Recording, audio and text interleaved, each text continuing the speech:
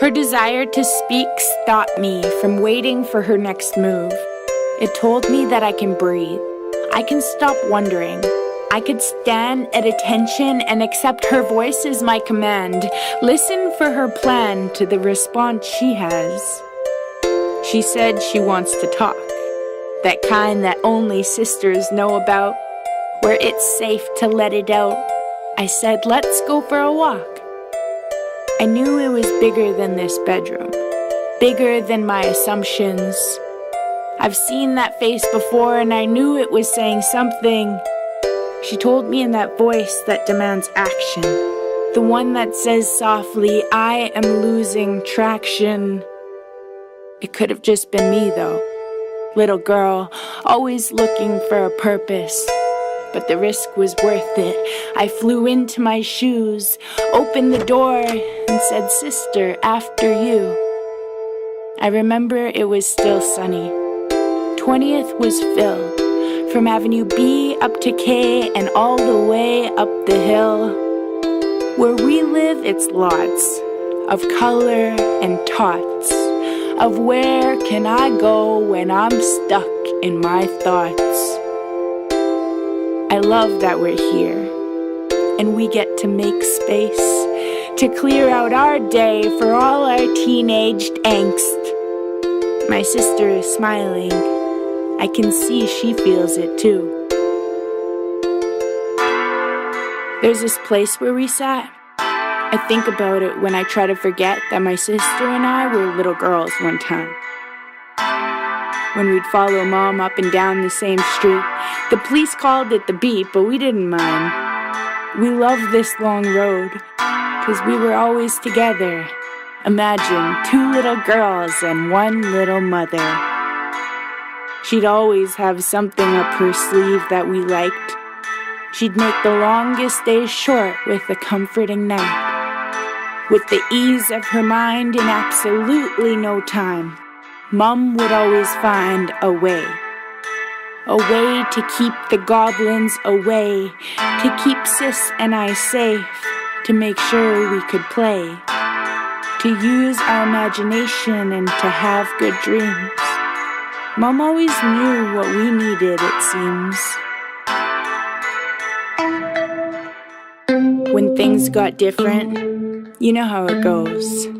My sister got quiet, it's like she just froze. The darkness became darker on this long, lonesome road. I spent 2 years in the house on my tippy toes.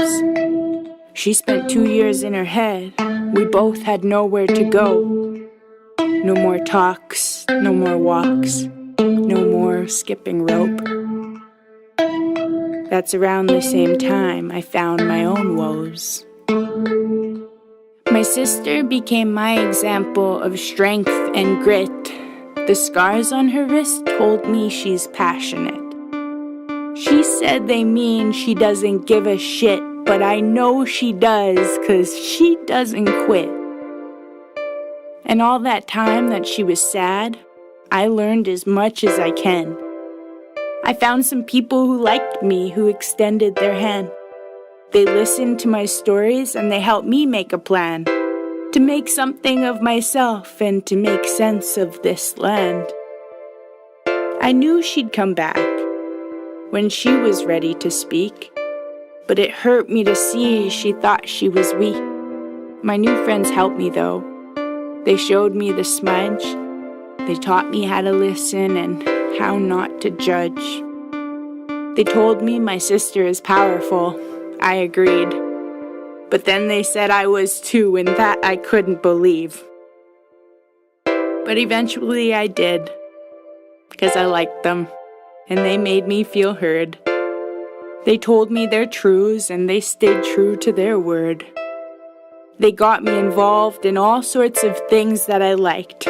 I started to take my own pictures, and even took my first flight. I learned to be a leader, and all about human rights. They taught me about depression and how it's not all our fault, that others' pain is nothing personal but a learned default.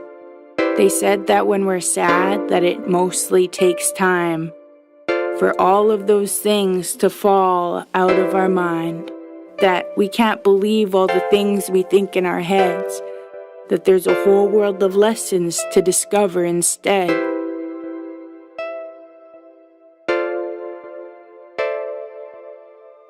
We sat on the grass. We were both silent. All we could hear are those familiar sirens. The chaos is normal. It's just how it is.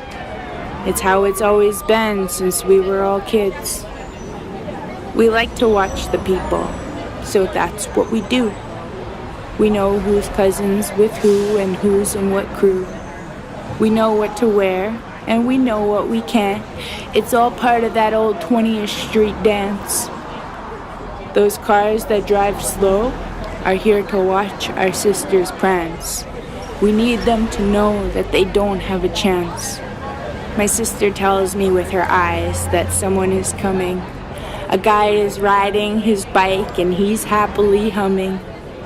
He's got a tune for us, he tells us, as if he's already performing. I think this is our warning.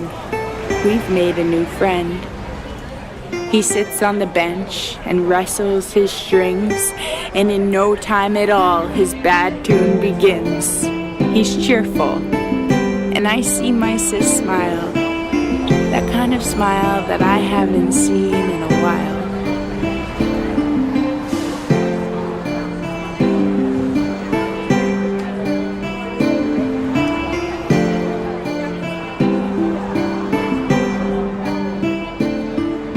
We don't have to speak to know what we're saying. This man is giving us medicine with the music he's playing. We are smaller than him, but not smaller to him. We are all small together, just lost in his hymn.